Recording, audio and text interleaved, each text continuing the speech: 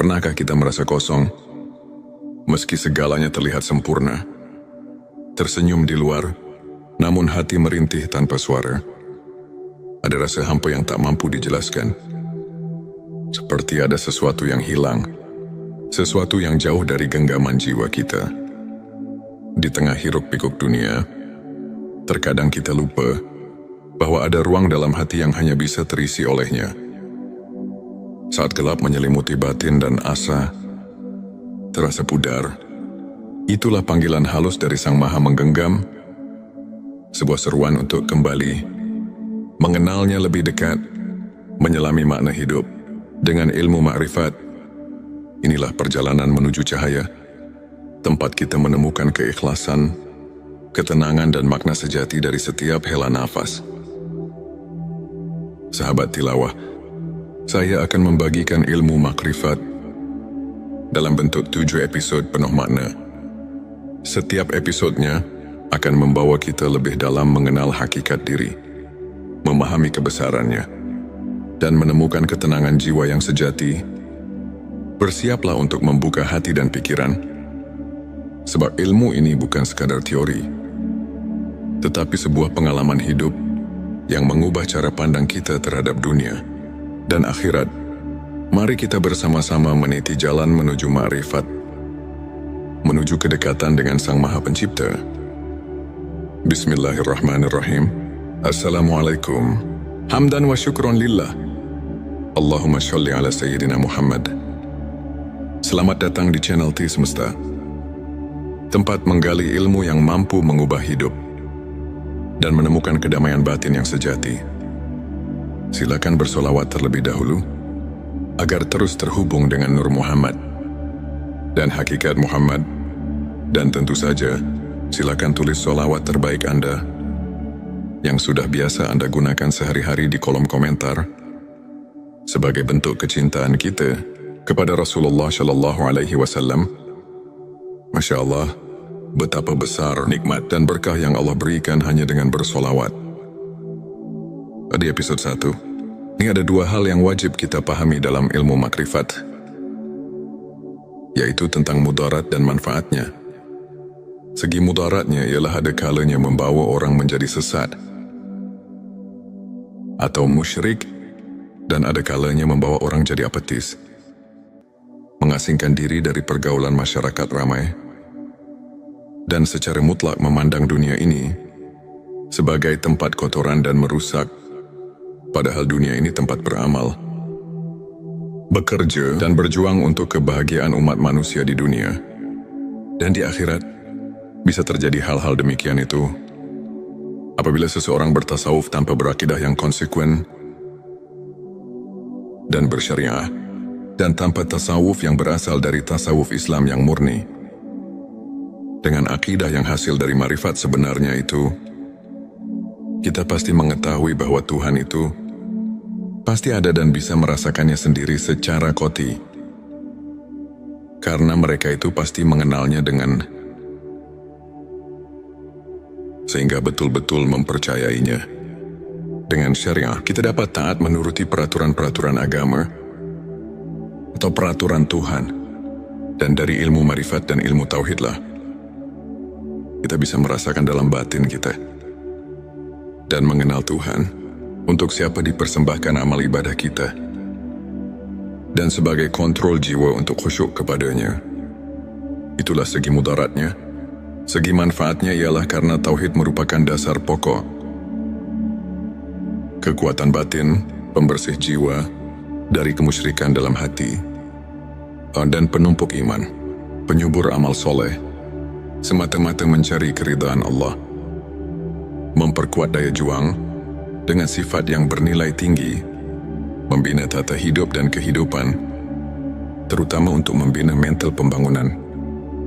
Atas dasar-dasar tasawuf, maka Islam akan lebih mampu membangun kemajuan dunia. Dan terutama pada pembangunan nasional kita sekarang ini. Maka sesuai dengan tujuan channel T Semesta ini, seperti yang sudah Anda ketahui, dan dapat dilihat dari deskripsi channel ini yang menunjukkan pentingnya ilmu makrifat dan tauhid ini. Untuk untuk menjadi referensi acuan keilmuan yang lebih mendalam untuk umat Islam yang masih sama-sama membutuhkannya. Maka untuk itu saya sangat mengharapkan agar channel dan video ini dapat dicerna, diterima dan diteliti. Dan harus hati-hati dalam mengambil kesimpulan, karena channel T Semesta ini sangat mendalam sebagai bahan studi, di mana ilmu tauhid merupakan pusat keyakinan dalam hati. Karena umat Islam tanpa keyakinan itu nol besar. Nah, sahabat tilawaku, sebenarnya jika bahasan ini dilanjutkan, ini pasti banyak sekali yang menyangkut kata-kata asroriyah. Rahasia yang memang sedikitnya menyangkut pada keterangan yang bersifat asroriyah. Seperti yang tercantum di dalam kitab Sirur, asror yang berbunyi, kufran artinya sesungguhnya menjelaskan tentang rahasia ketuhanan. Adalah hukumnya kufur. Juga ada lagi keterangan yang berbunyi, man arafa lahu kala lisanuhu, artinya barang siapa yang telah mengenal Tuhannya, maka lipatkanlah lidahmu. Kitab Darun Nafis. Maka dengan dua keterangan ini, kami merasa takut untuk kelanjutannya. Tapi setelah lama kami pikir, juga dalam hati merasa kasihan untuk generasi selanjutnya. Bagaimana kalau umat Islam untuk masa depan semakin jauh dengan yang sebenarnya? Karena melihat di zaman sekarang, yang bisa kita lihat bersama, sudah jauh dengan aturan yang sebenarnya. Banyak orang yang sudah tidak hormat lagi kepada orang tua, juga sudah kurang adil dengan sesama manusia. Nyawa orang sudah tidak ada harganya lagi. Pembunuhan di mana-mana. Coba kita perhatikan sekarang ini. Manusia sudah tidak merasa takut kepada Tuhan. Kejahatan di mana-mana. Korupsi sudah jadi biasa. Jadi kami merasa khawatir untuk masa yang akan datang. Karena kalau tidak ada peringatan dari ulama-ulama, sekarang dengan cara membeberkan hukum-hukum Allah dan Rasul-Nya, itu jelas untuk masa yang akan datang akan lebih parah lagi daripada sekarang. Maka dengan ini kami akan memberanikan diri di dalam channel T Semesta ini untuk siap melanjutkan pembahasan tentang ilmu makrifat tingkat tinggi. Ilmu makrifat, kenali diri maka mengenal Allah SWT. Dan ilmu tauhid, karena Allah telah berfirman, yang dicatat dalam Al-Quran surat ketiga, ayat 79 yang artinya sebagai berikut. Hendaklah kamu menjadi orang-orang Rabbani, karena kamu selalu mengajarkan Alkitab, dan disebabkan kamu tetap mempelajarinya saudaraku. Maka dengan ini, insya Allah semoga Allah memberikan taufik dan hidayahnya, sehingga bisa lancar untuk kelanjutannya, dalam upaya menumbuh suburkan ilmu dan iman secara ruhul. Islam di akhir abad ke-20 ini, ada kecenderungan masyarakat, semua ilmu untuk mendalami ilmu tasawuf. Hal ini ditandai dengan semakin maraknya untuk mendalami penerbitan buku tasawuf, dan upaya oleh kalangan luas masyarakat. Semua ilmu ini dijabarkan oleh masyarakat dalam kehidupan mereka sehari-hari, sehingga dapat membentuk kehidupan agamis. Tentu kondisi seperti ini hendaknya terus dipelihara dan tumbuh kembangkan dalam rangka meningkatkan keimanan dan ketakwaan terhadap Allah yang Maha Esa. Sahabatku, sahabat tilawah semesta yang dimuliakan Allah, firman Allah dalam surat ke-7 ayat 172, yang artinya sebagai berikut, dan ingatlah, ketika Tuhanmu mengeluarkan anak Adam dari punggung sulbi, mereka mengambil kesaksian terhadap jiwa mereka. Seraya Tuhan berfirman, bukankah aku Tuhanmu? Mereka menjawab, ya betul kami menjadi saksi. Supaya kamu nanti pada hari berhenti, tidak mengatakan, sesungguhnya kami orang yang lalai, atau tidak diberi peringatan tentang hal ini. Di dalam ayat ini kalau betul-betul dihayati dan ditafakuri secara jernih, Tentu kita merasakan kejutan dengan ayat ini. Karena ayat ini menggugah hati kita. Di dalam ayat ini Allah memberitahu pada segenap manusia yang ada di dunia ini, sebagaimana firman Allah barusan, manusia yang ada di dunia ini semuanya sudah dipersaksikan terlebih dahulu kepada Allah sebelum manusia lahir ke bumi ini. Dipersaksikannya waktu di dalam rahim ibunya. Menurut keterangan dalam hadis Bukhari, di bab kejadian makhluk halaman 733 ayat 9, Rasulullah telah menerangkan, dipersaksikannya di alam arwah, di waktu kandungan umur 4 bulan di dalam kandungan sang ibu. Menurut firman Allah tadi, supaya di hari berhenti jangan lupa lagi pada Allah. Jadi menurut ayat ini, kita semua sebagai manusia jangan leha-leha, atau jangan hidup terlena, karena kita diamat-amati. Maka jangan lupa pada Allah sang pencipta alam semesta. Dengan hati yang jujur, jangan mendustai diri sendiri. Sebagaimana keterangan dari Imam Ghazali yang berbunyi, tanyalah hatimu, tanyalah dan tanyalah hatimu, walau orang lain memberi fatwa. Disinilah kita harus jeli untuk mentafakuri ayat-ayat yang berkaitan dengan perasaan yang ada di dalam hati kita. Ayat ini memberi perangsang pada kita masing-masing, supaya hati kita ini jangan ketiduran, sehingga kita terlena dengan apa yang ada di dunia ini. Lupa pada tugas hidup kita sebagai hamba Allah Subhanahu wa Ta'ala yang tidak boleh dilupakan, yaitu menjalankan perintah-perintah yang telah diperintahkan dalam Al-Quran dan hadisnya. Dalam ayat tadi di atas Allah telah memberi peringatan kepada kita semua. Kita jangan lupa kepada Allah Subhanahu wa Ta'ala, Tuhan kita. Sekarang mari kita tanya diri kita masing-masing, apakah kita sekarang ingat pada Allah? Di sini kita harus bertanya kepada hati kita yang jujur. Jangan membohongi diri sendiri, karena di sini bukan ditanya ingat pada namanya Tuhan, tapi di sini ditanya ingat pada Tuhannya, yang diberi nama Allah, yang diberi nama Tuhan.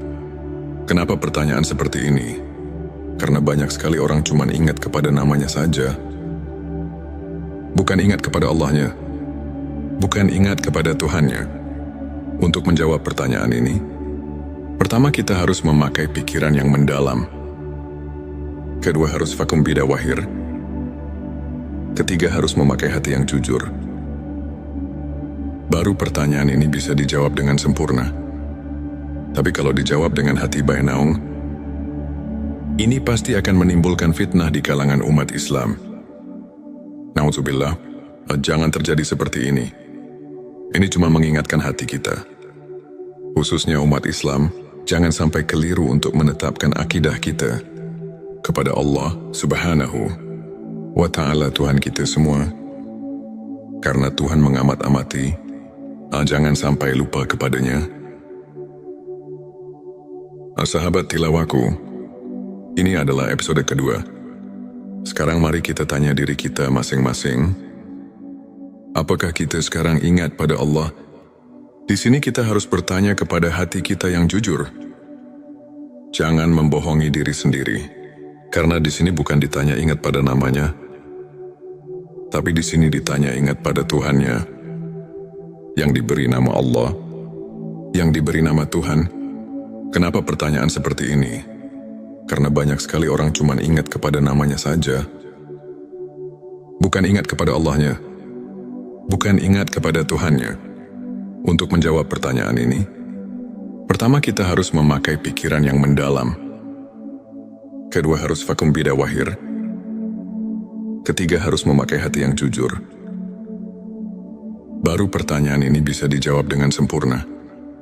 Tapi kalau dijawab dengan hati bainaung, ini pasti akan menimbulkan fitnah di kalangan umat Islam. Na'udzubillah, jangan terjadi seperti ini. Ini cuma mengingatkan hati kita, khususnya umat Islam, jangan sampai keliru untuk menetapkan akidah kita kepada Allah Subhanahu wa Ta'ala, Tuhan kita semua. karena Tuhan mengamat-amati, jangan sampai lupa kepadanya. Selanjutnya, silakan bersolawat terlebih dahulu, agar terus terhubung dengan Nur Muhammad. Dan hakikat Muhammad, saudaraku, ini cuma mengingatkan, Tuhan mengamat-amati, jangan sampai lupa kepadanya. Banyak sekali ayat-ayat yang menyuruh kita jangan sampai lupa pada Tuhan. Contohnya di dalam surat ke-33 ayat 41, yang artinya sebagai berikut, hai orang-orang yang beriman, ingatlah kepada Tuhanmu dengan sebanyak-banyaknya. Ingat kalau ayat ini dikaji dan ditafakuri secara mendalam, pasti kita akan terpanggil secara spontan. Terus kita mengusahakan supaya kita terus-menerus ingat kepada Tuhan. Bahkan ada lagi keterangan yang mengingatkan, ingatannya kepada Tuhan harus pikulilam hati wa nafasimbi, ada di kuli. Maklumilah ingatnya kepada Tuhan harus sebing bilangan nafas dan kedipan mata. Ada lagi keterangan di dalam surat ke-7 ayat 205 yang artinya sebagai berikut, dan sebutlah nama Tuhanmu dalam hatimu dengan menyatakan diri, dengan rasa takut, dan dengan tidak mengeraskan suara di waktu pagi dan petang. Dan janganlah kamu termasuk orang-orang yang lalai. Fadkur di sini artinya, ingat-ingat itu pekerjaan hati. Sedangkan hati itu kalau kita rasakan bukan pekerjaan lisan, tapi pekerjaan hati. Bisa ingat kalau ada pemberian dari dua panca indera, ialah dari telinga dan mata. Kalau tidak ada pemberian dari dua panca indera itu, tidak akan ada di dalam hati. Cobalah kita rasakan, bisa ingat pada yang kamu belum ketahui. Itu tidak mungkin, tapi awas pendengaran. Pendaksian penglihatan di sini bukan pendengaran atau penglihatan Swaul Basiro, tapi pendengaran atau penglihatan Ainal Basiro dan Hakul Basiro. Karena kalau penglihatan Swaul Basiro cuma bisa mendengar dan melihat yang kita lihat bersama, seperti gunung, laut, batu, pepohonan, hewan, dan sebagainya yang sama-sama kita lihat. Bukan itu yang dimaksud. Untuk mencapai derajat tingkat Ainal Basiro dan Hakul Basiro, hanya orang-orang tertentu saja. Ini cuma mengingatkan supaya jangan menafsirkan kepada pendengaran atau penglihatan Swaul Basiro. Disinilah kita harus hati-hati, jangan sampai cepat-cepat mengambil kesimpulan. Jadi harus diteliti dan ditafakuri yang lebih mendalam dulu, supaya jangan ada perselisihan paham di antara kita umat Islam. Saudaraku hadirin yang dirahmati Allah, untuk mengingat sebenarnya kepada Tuhan, kita harus suluk terlebih dahulu kepada guru antuk pituduh yang benar-benar ahli, karena tidak semua kiai, ajengan, dan ustadz yang bisa mengajarkan hal ini. Ada kekhususan untuk arif billah yang bisa untuk hal itu. Dengan sangat pentingnya untuk mengingat Tuhan, kita harus berusaha sekuat tenaga. Karena kalau kita lupa kepada Tuhan sekarang, apalagi nanti di akhirat, pasti kita akan lupa. Sedangkan kalau kita lupa karena tidak diberitahu oleh kedua orang tua, maka itu pun tidak bisa menghisap kepadanya. Sebagaimana firman Allah di surat ke-7 ayat 173. Surat Al-A'raf sudah memberi peringatan kepada kita yang berbunyi, atau agar kamu tidak mengatakan, sesungguhnya orang-orang tua kami telah mempersekutukan Tuhan sejak dahulu, sedang kami ini adalah anak-anak keturunan yang datang sesudah mereka. Maka apakah engkau akan membinasakan kami karena perbuatan orang-orang yang sesat dahulu? Quran Surat Al-A'raf ayat 173. Nah, di sini marilah semua, khususnya orang-orang yang beriman, mari kita bangkitkan pikiran kita untuk penelitian, mentafakuri ayat ini, karena sudah jelas dan dapat kita pahami tadi. Ayat 172. Dan ditegaskan lagi dengan ayat 173. Ini benar-benar Tuhan melarang lupa kepadanya. Juga jangan menyalahkan kedua orang tua, apalagi menghisapnya, karena kita sebetulnya sudah diberitahu oleh Tuhan melalui wahyunya kepada Nabi Muhammad Shallallahu Alaihi Wasallam bahwa kita semua sudah mengatakan qalu bala syahidna. Maksudnya, supaya kita nanti di akhirat jangan bilang lalai atau lupa kepadanya, sebab kalau lupa atau lalai atau lupa kepadanya, ini hanya kesalahannya sendiri, yang akibatnya kita akan mendapatkan kesesatan, karena mungkin karena tidak mau tahu tentang agama sendiri. Karena itulah kita jadi bodoh. Bodoh tentang persaksian kepadanya. Bodoh itu karena lupa. Lupa itu jadi kita bodoh. Sama yang telah dikatakan di dalam kitab Sirur Asror. Di situ dikatakan penyebab, tapi hati adalah karena lupa. Dengan lupa kita jadi bodoh. Bodoh dalam urusan ketuhanan. Setelah manusia berjanji di alam arwah. Sahabat tilawahku, sekarang di episode ketiga. Di sini marilah semua, khususnya orang-orang yang beriman, mari kita bangkitkan pikiran kita untuk meneliti, mentafakuri ayat ini. Firman Allah di surat ke-7 ayat 173. Sudah memberi peringatan kepada kita yang berbunyi, atau agar kamu tidak mengatakan, sesungguhnya orang-orang tua kami telah mempersekutukan Tuhan sejak dahulu, sedang kami ini adalah anak-anak keturunan yang datang sesudah mereka. Maka apakah engkau akan membinasakan kami karena perbuatan orang-orang yang sesat dahulu? Quran Surat Al-A'raf ayat 173. Di sini sudah jelas dan dapat kita pahami, ini benar-benar Tuhan melarang lupa kepadanya.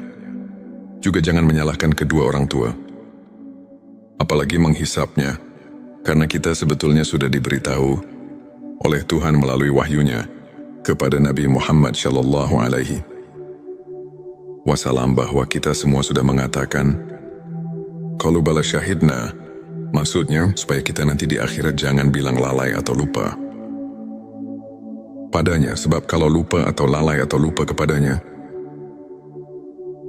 ini adalah kesalahannya sendiri, yang akibatnya kita akan mendapatkan kesesatan, karena mungkin karena tidak mau tahu tentang agama sendiri. Karena itulah kita jadi bodoh tentang persaksian kepadanya. Bodoh itu karena lupa. Lupa itu jadi kita bodoh. Begitupun yang telah dikatakan di dalam kitab Sirur Asror. Di situ dikatakan, penyebab buta hati adalah karena lupa. Dengan lupa kita jadi bodoh. Bodoh dalam urusan ketuhanan. Setelah manusia berjanji di alam arwah. Di dalam pengertian ingat, ada 3 macam pengertian. Yang pertama, ada yang mengartikan harus banyak dikil, atau wirid membacakan kalimat thayyibah. Contohnya seperti takbir, tahmid, tahlil, dan sebagainya. Yang kedua, ada juga yang menafsirkan harus banyak ingat itu dengan memperaturkan hukum-hukumnya. Seperti di dalam kehidupan sehari-hari, kita harus sesuai dengan aturan Tuhan. Jangan mengerjakan pekerjaan sekehendak hawa nafsu kita, karena nanti semua perilaku kita harus dipertanggungjawabkan. Yang ketiga, ada juga yang menafsirkan banyak ingat itu adalah sebagaimana yang telah dijabarkan di dalam kitab-kitab tasawuf. Seperti dalam di kitab Al-Hikam, para arif bila menafsirkan ayat tersebut di atas dan meneliti di surat kedua ayat 152, itu benar-benar kita selaku manusia yang ada di jagat raya, ini dilarang keras lupa kepada Tuhan. Jadi kita di dalam menafsirkan ayat tersebut harus hati-hati, karena urusan ingat itu adalah urusan hati atau urusan kolbu. Ini tidak bisa dengan begitu saja. Walaupun yang sebelumnya juga tidak salah, itu penafsiran tingkat dasar. Tapi kita harus ingat, ini pekerjaan kolbu, harus vakum bidawahir, sehingga bisa dirasakan oleh yang mengingatnya. Untuk mengingat dengan sebenarnya, ini harus melalui proses-proses yang tertentu, karena kolbu itu tidak akan bisa dibohongi. Kolbu bisa ingat cuman kepada yang sudah diketahui. Kolbu tidak akan ingat kepada yang belum diketahui. Coba saja kita sama rasakan. Atau tanya hati kita masing-masing. Secara jujur, apakah bisa ingat kepada yang belum kita ketahui? Ini jawaban ada di dalam kolbu kita masing-masing. Untuk lebih jelasnya, ada keterangan di dalam kitab Sirur Asror di halaman 80. Di situ telah dijelaskan, yang artinya, yang dikatakan zikir ruh, itu adalah menyaksikan sifat tajalinya. Di dalam keterangan ini ada kalimat zikir. Di sini makna zikir bukan nyebut atau yang dikatakan wirid. Tapi zikir di sini ialah mengetahui atau menyaksikan, tapi untuk ingat itu, harus mengetahui dahulu kepada yang akan diingatnya. Apalagi ini urusan akidah. Akidah ketuhanan harus betul-betul positif kepada yang akan diingatnya. Sebagaimana yang kita maklumi bersama, kita setiap ibadah salat suka mengucapkan Afdalul zikri falam Anahu la ilaha illallah. Artinya cukupnya ingat itu adalah ketahuilah bahwa tidak ada lagi Tuhan kecuali Allah. Di dalam ayat ini kita semua sudah maklum. Bahkan para arif billah di dalam kitab tasawuf dan di kitab Al-Hikam, ayat ini betul-betul menunjukkan keharusan marifat kepada Tuhan, maksudnya supaya kita ingatnya kepada Tuhan. Benar-benar vakum bidawahyu, terasa benarnya dengan kolbunya sendiri. Karena untuk ingat kepada Tuhan, itu harus memakai amrun jauki, perasaan yang mendalam, ceritaan yang jujur, sesuai dengan pembuktiannya, walaupun pengertian orang lain menyalahkannya. Tapi kalau sudah vakum bidawahir di dalam kolbu, kita sudah nasion, andalilin sesuai dengan dalil-dalilnya. Itu jangan diragukan lagi, karena men lam yaduk lam yadri. Siapa yang tidak merasakan, barang tentu tidak akan mengetahuinya. Kita harus jujur, jangan membohongi diri sendiri. Sesuai dengan firman Allah di dalam surat ke-33 ayat 70. Yang artinya, hai orang-orang yang beriman, bertakwalah kamu kepada Allah dan mengucapkan kata yang benar. Di dalam ayat ini, kita kayaknya disuruh banyak menyadarkan diri, supaya jangan sembarangan di dalam mengingat Tuhan, atau jangan asal-asalan. Walaupun di level syariat itu tidak seberapa, salah itu hanya untuk orang-orang yang masih tingkat dasar. Tapi ketika sudah tingkat dewasa, di dalam agama, harus suluk lagi kepada yang lebih mendalam. Sahabatku, ada dalil yang mengatakan, yang artinya, barang siapa yang mengerjakan hari sekarang, sama saja dengan hari kemarin. Itu orang termasuk golongan yang merugi. Artinya kita jangan lari di tempat, karena itu tidak akan maju-maju. Tapi seharusnya, sebagaimana yang telah dikatakan oleh Sayyidina Ali, yang artinya, dan barang siapa mengerjakan hari, ini lebih baik dari hari kemarin. Itu tandanya orang yang mendapat keuntungan. Hadirin yang dimuliakan Allah. Ada pertanyaan dari jemaah. Pak, maaf saya mau bertanya. Boleh enggak? Kami jawab boleh saja. Karena kita harus benar-benar mengerti dan bisa merasakannya sendiri. Apa yang ditanyakan, katanya, setelah kita menyimak keterangan dari awal sampai akhir, juga meneliti dan mentafakurinya, sampai di sini, ini kayak manusia berikut saya. Harus mengenal Tuhan, itu harus diawali dari dunia ini. Nah, di sini saya mau nanya, apakah mungkin saya manusia biasa bisa mengenal Tuhan di dunia ini? Saya jawab, maaf, saya tidak akan menjawab langsung kepadamu. Tapi Allah lah yang akan menjawab pertanyaanmu. Sahabat tilawahku, ini adalah episode keempat. Sebelumnya, ada pertanyaan yang akan dijawab langsung oleh Allah. Ini ada dalam firman Allah, surat ke-5 Al-Maidah, ayat 35 yang artinya, hai orang-orang yang beriman, bertakwalah kepada Allah dan carilah jalan yang mendekatkan diri kepadanya, dan berjihadlah di jalannya, agar kamu mendapat keberuntungan. Dari ayat ini sudah jelas bahwa Tuhan menunjukkan kepada seluruh manusia yang ada di dunia ini, terutama kepada orang yang mengaku iman kepada Tuhan, bahwa kita selaku manusia yang sudah mengaku iman, harus sekeras mungkin untuk mencapai wasilah, atau jalan untuk taqarrub mendekatkan diri kepadanya. Juga di dalam ayat lain, Tuhan telah berfirman sebagaimana yang tercatat di surat ke-84, ayat 6 yang artinya, "Hai manusia, sesungguhnya kamu telah bekerja dengan sungguh-sungguh menuju Tuhanmu, maka pasti kamu akan menemuinya. Sebelumnya silakan bersolawat terlebih dahulu, agar terus terhubung dengan Nur Muhammad dan hakikat Muhammad. Dan tentu saja, mari kita lanjutkan kebiasaan baik kita di sini.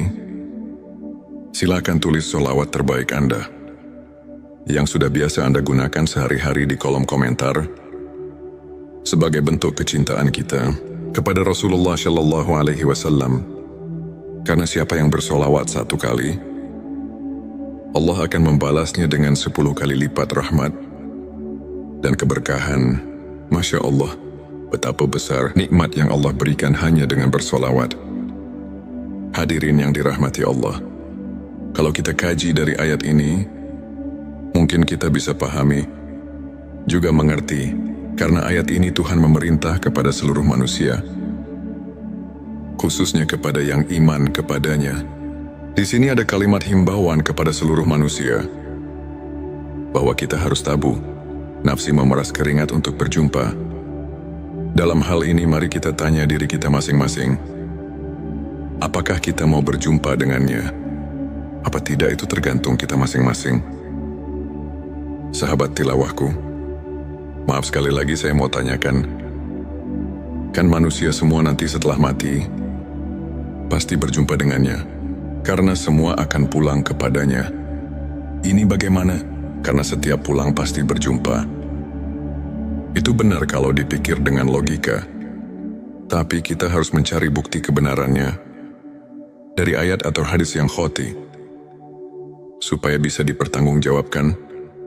Karena ini urusan akidah yang harus benar-benar nasionan dalilin, sesuai dengan dalil-dalilnya dari Allah dan Rasulnya. Tapi kami menemukan salah satu hadis Sahihul Bukhari. Di situ ada keterangan yang berbunyi. Hadits ini diriwayatkan oleh Anas bin Malik. Anas bin Malik mendengar perkataan Mu'ad bin Jabal. Mu'ad bin Jabal mendengar langsung dari Rasulullah Shallallahu Alaihi Wasallam. Rasulullah bersabda, "Barang siapa yang berjumpa dengan Tuhannya dengan tidak adanya keadaan musyrik kepadanya, maka dia akan masuk surga." Dari hadis tersebut kalau kita kaji dan tafakuri, pasti kita dapat mengambil kesimpulan, kalau kita semua nanti di akhirat bisa bertemu dengan Tuhan, itu jelas semuanya akan masuk surga. Jadi kalau semuanya akan masuk surga, untuk apa kita di dunia ini berbuat baik? Dan kenapa Tuhan menyuruh berbuat baik di dunia ini? Nah, di sini kita harus berpikir lebih jauh. Mari kita jelaskan supaya kita dapat mengerti. Memang semuanya manusia, bukan satu persatu lagi, tapi semuanya hanya ruh manusia. Tidak semuanya bertemu dengan Tuhannya. Orang yang bertemu dengan Tuhannya hanya orang-orang yang tertentu saja. Yang dimaksud orang tertentu, itu ialah orang-orang yang sudah mengenal Tuhan di dunianya. Sebagaimana firman Allah dalam surat ke-17, ayat 72, Tuhan telah memberitahu sebagaimana artinya, dan barang siapa yang buta hatinya di dunia ini, niscaya di akhirat nanti ia akan lebih buta pula dan lebih tersesat dari jalan. Yang benar buta di sini barang tentu kepada Tuhan, dan umpama diartikan buta kepada ilmu, itu tidak mungkin, karena di akhirat bukan tempatnya cari ilmu atau berilmu. Di kitab Usuluddin juga sudah diterangkan, yang artinya Barang siapa yang buta di dunianya kepada Tuhan, maka bagaimana nanti di akhiratnya?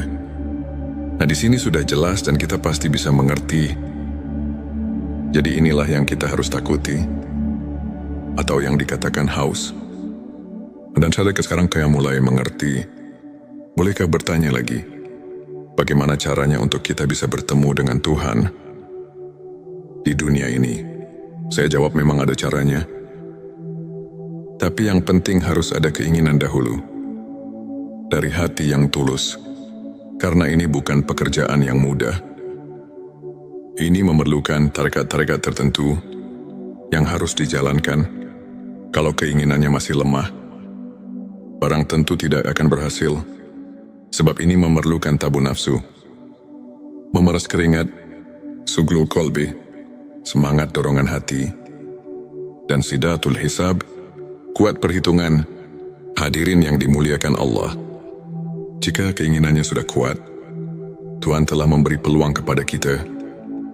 Siapa saja yang ingin berjumpa dengannya, itu pasti akan berjumpa.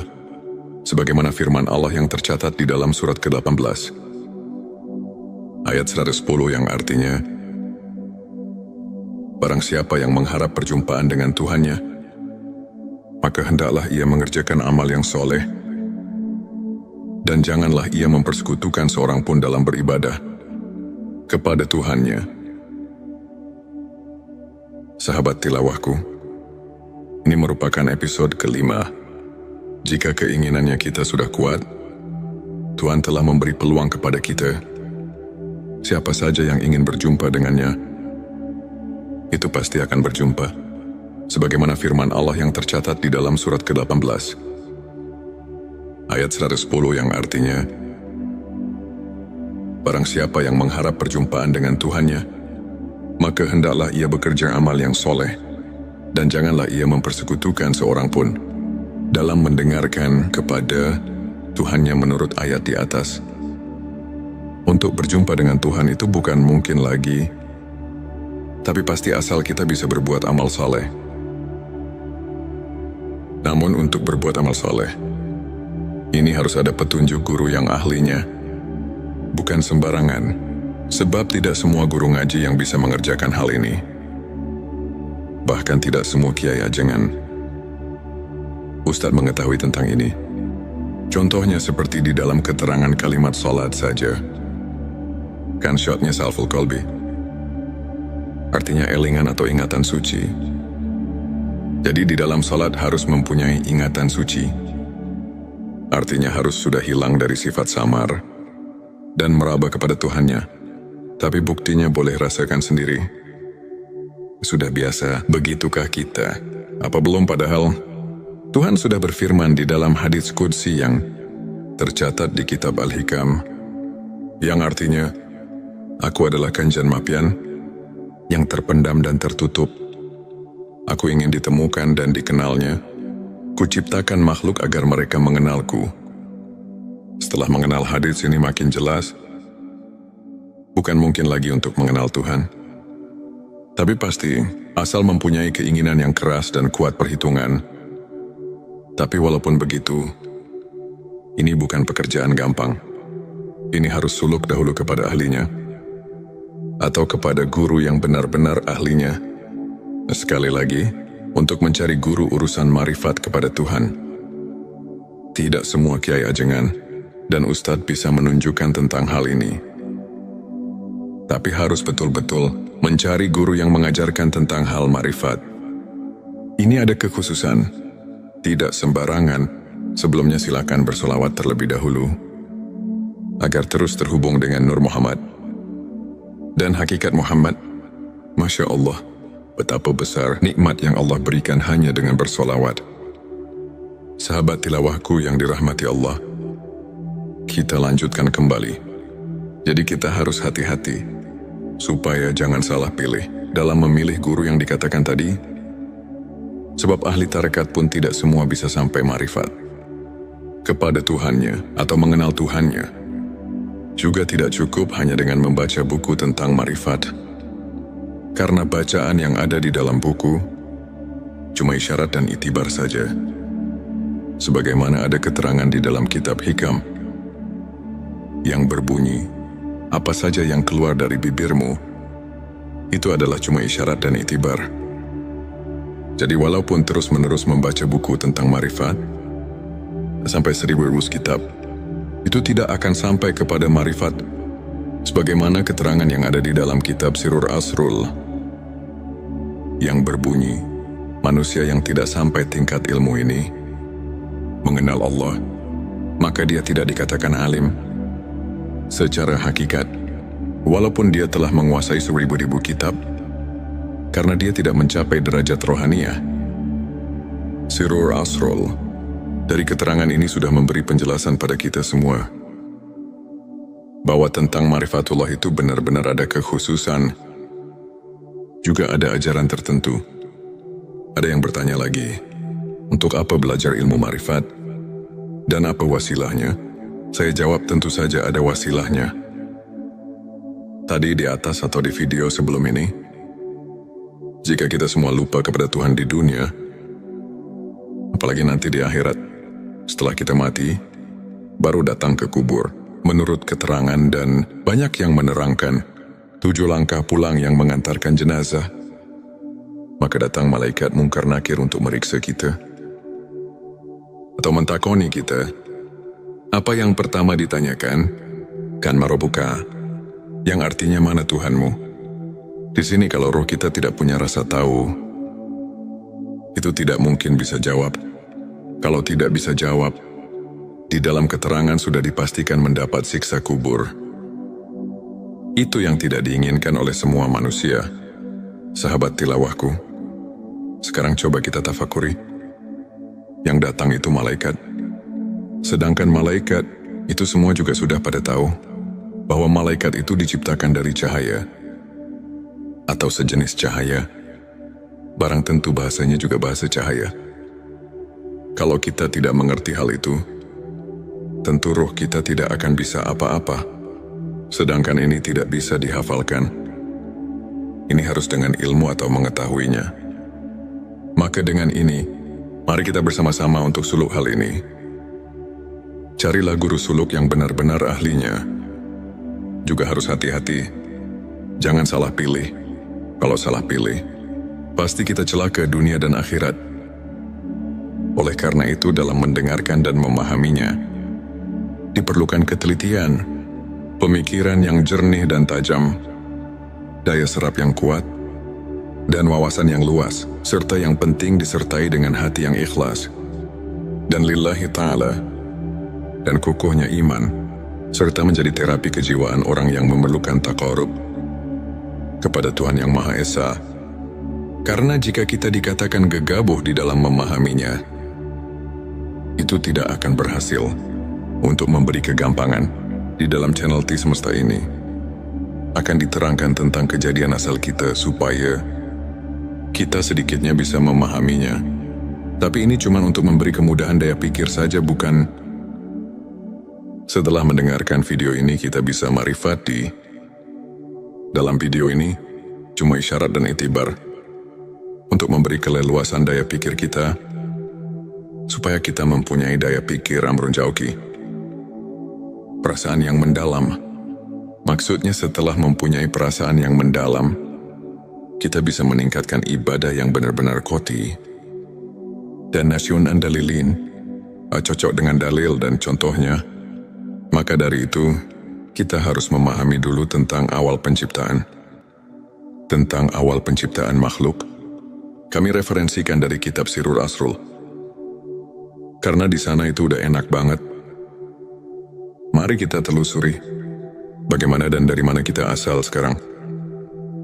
Di dalam kitab Sirur Asrul, di situ banyak sekali menerangkan tentang asal, muasal kejadian manusia. Jadi kita bisa mengambil hikmahnya dari kitab tersebut. Karena kitab tersebut dapat dipertanggungjawabkan kebenarannya, karena sesuai dengan kenyataannya. Dan bisa dirasakan sendiri kalau kita sudah memahaminya. Di dalam kitab Sirur Asror diterangkan secara jelas. Saya akan langsung menjabarkan dalam bentuk terjemah, yang artinya sebagai berikut. Ketahuilah, Semoga engkau diberi taufik kepada segala yang dicintai dan diridhoi Tuhan.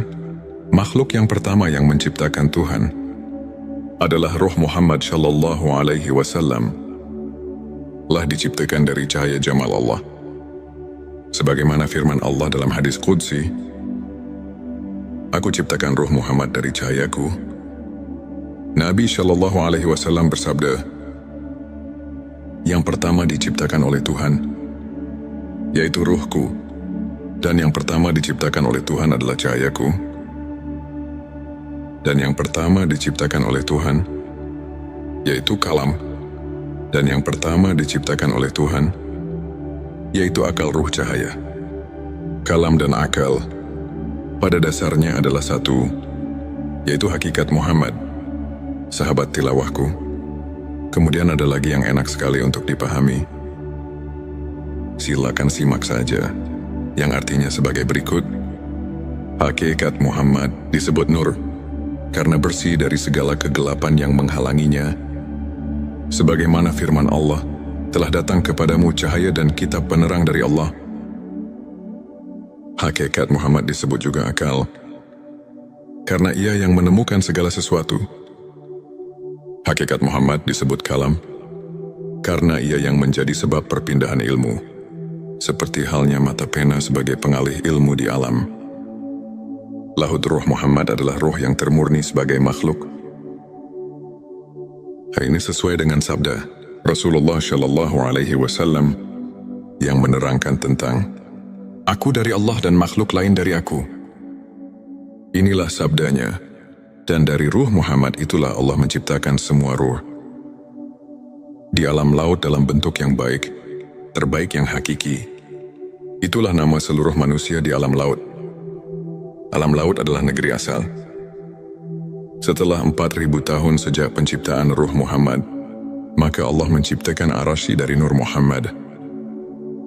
Begitu pula seluruh makhluk lainnya diciptakan dari Nur Muhammad.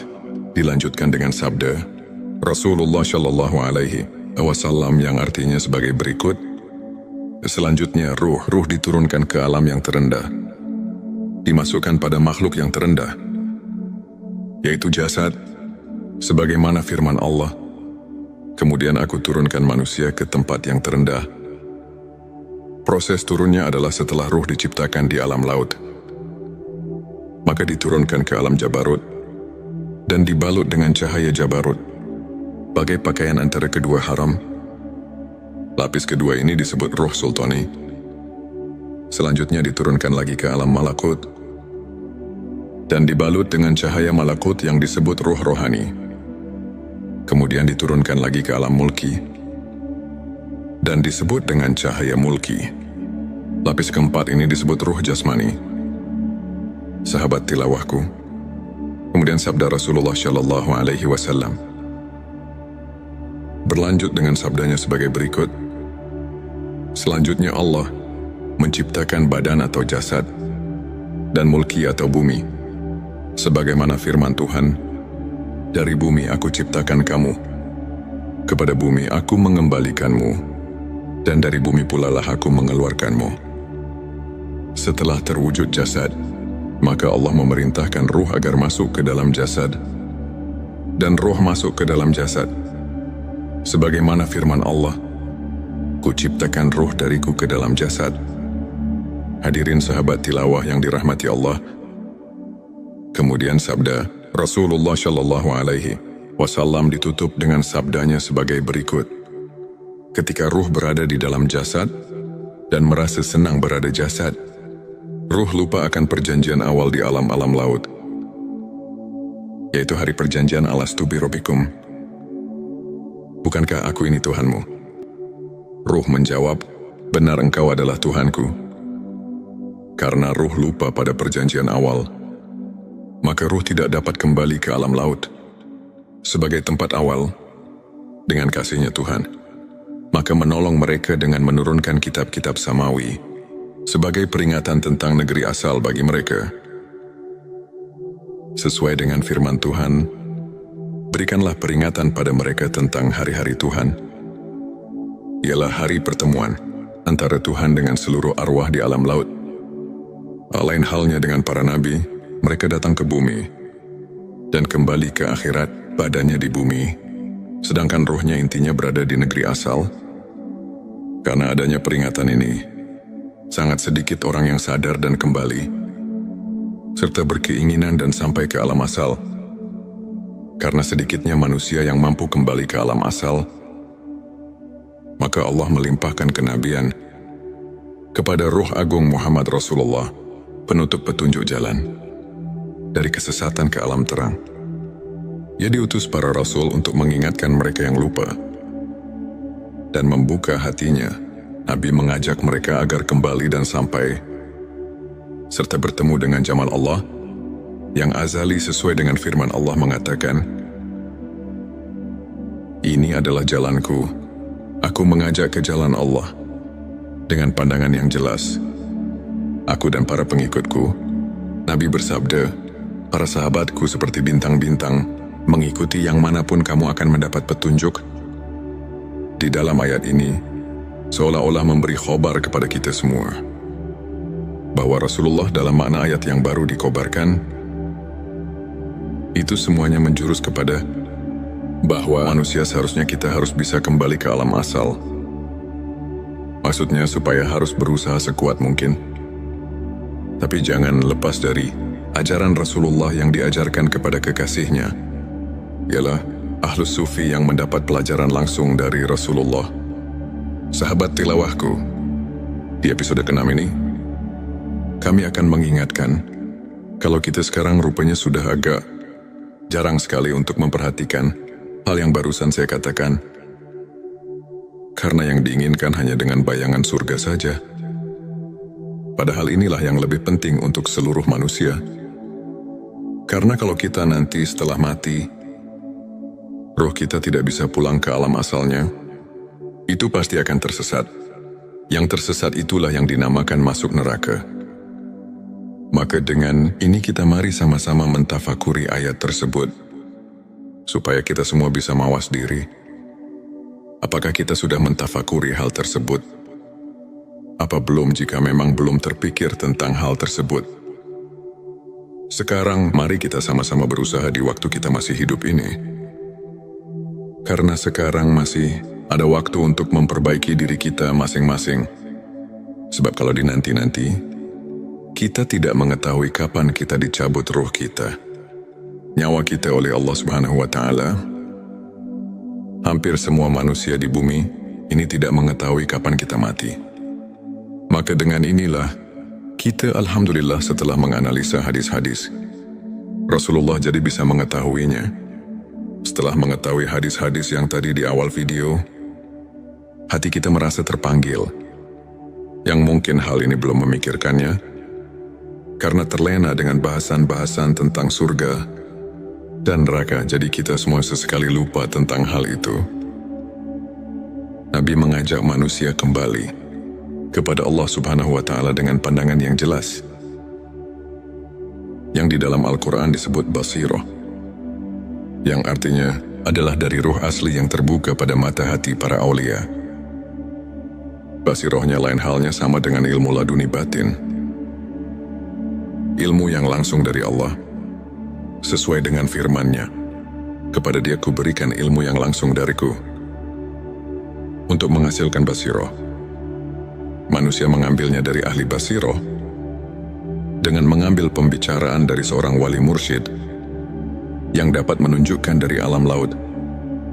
Di sini mungkin ada pertanyaan, bagaimana kalau saya mau ditunjukkan kepada basirah yang dimaksud, sedangkan wali mursyid yang dimaksud sekarang sudah tiada? Itu memang benar, sekarang wali mursyidnya sudah tiada. Tapi kita jangan putus asa, karena ada keterangan yang menunjukkan kepada kita semua. Sebagaimana kita maklumi, al-ulama warasatul anbiya, ulama adalah pewaris para nabi. Tapi kita juga harus hati-hati, karena tidak semua ulama yang bisa menunjukkan hal itu. Namun yang jelas pasti, ada seseorang yang masih bisa menunjukkan hal itu. Kita harus berusaha sekeras mungkin, atau yang dikata wajihadu fisabilillah, untuk menemukan guru antuk pituduh tersebut. Al-ulama warasatul anbiya. Ulama adalah pewaris para nabi. Jika kita memperhatikan keterangan ini, jelas jangan merasa putus asa atau kita membuat alasan untuk kalah hingga kita tidak berusaha untuk mencari jalan supaya kita bisa pulang ke alam asal. Sedangkan Tuhan sudah memerintahkan supaya kita berusaha untuk mendekatkan diri kepada Tuhan. Sebagaimana firman-Nya di dalam surat kelima, surat Al-Maidah ayat 35, yang artinya sebagai berikut, "Hai orang-orang yang beriman, bertakwalah kepada Allah, dan carilah jalan yang mendekatkan diri kepadanya, dan berjihadlah pada jalannya, supaya kamu mendapat keberuntungan." Dari ayat tersebut sudah jelas bahwa Tuhan sudah memerintahkan kepada seluruh manusia di dunia ini supaya berusaha sekeras mungkin. Tapi di dalam berusahanya harus hati-hati.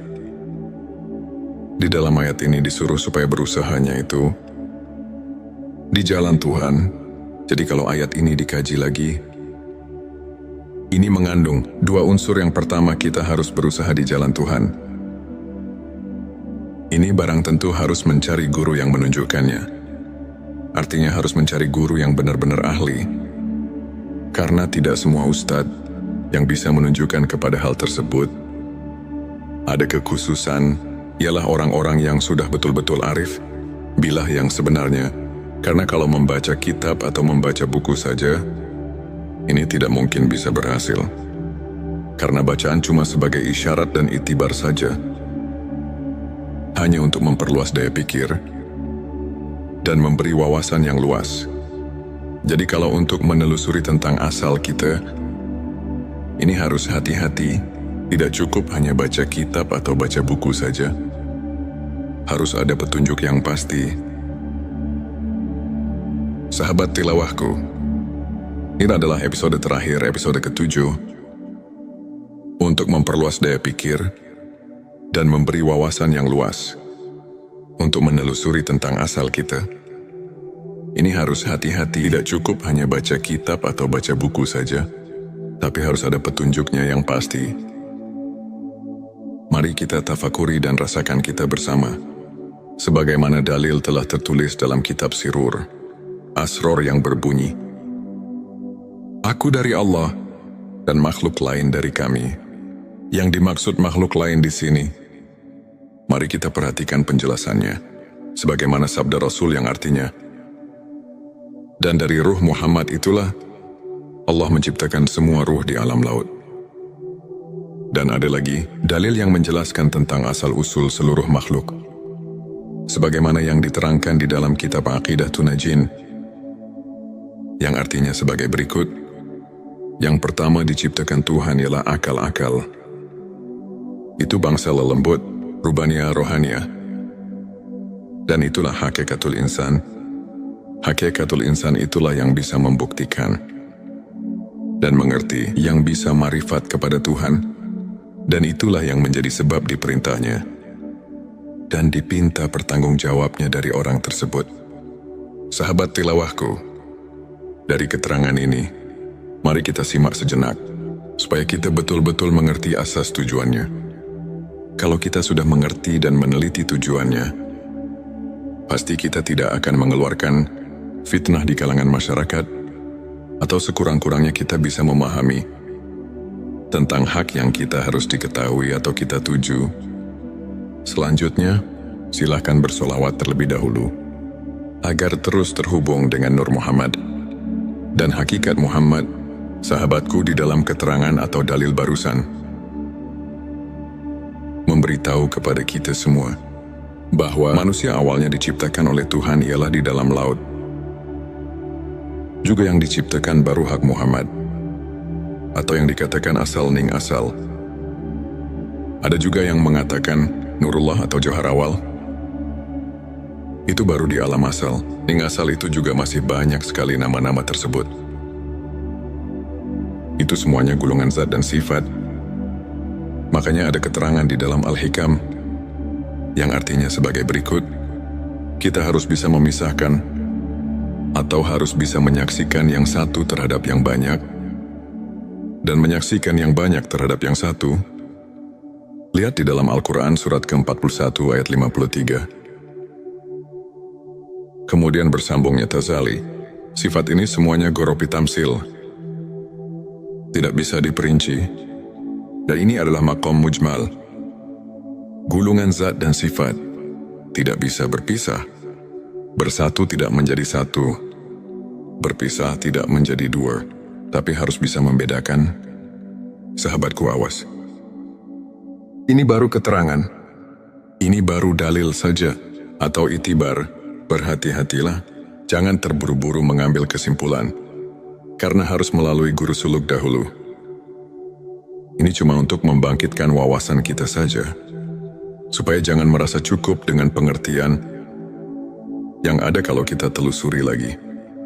Toh masih jauh yang kita harus ditempuh, karena kita harus kembali ke alam asal, yaitu Inna lillahi wa inna ilaihi rajiun. Asal dari Tuhan harus kembali kepada Tuhan lagi. Nah, sahabatku, di sini tentunya kita harus berpikir terlebih dahulu, karena tidak semua sesudah mati bisa pulang ke alam asal. Untuk bisa kembali ke alam asal, ada proses tertentu, karena kita harus tahu dahulu. Pertama, bagaimana proses kejadiannya. Kedua, harus melalui pengabdian yang benar sesuai dengan contohnya, yang dikatakan nasyun andal lilin. Ketiga, harus melalui guru yang benar. Keempat, harus melalui tawajuh kepada guru suluk. Sebagaimana dalam kitab Al-Hikam yang berbunyi, untuk orang yang telah diberi nur tawajuh, yang bisa menyampaikan, menghubungkan kepada nur muwajahah, maka untuk seterusnya orang tersebut itu akan berjalan di dalam cahaya, dan cahaya itu untuk kamu.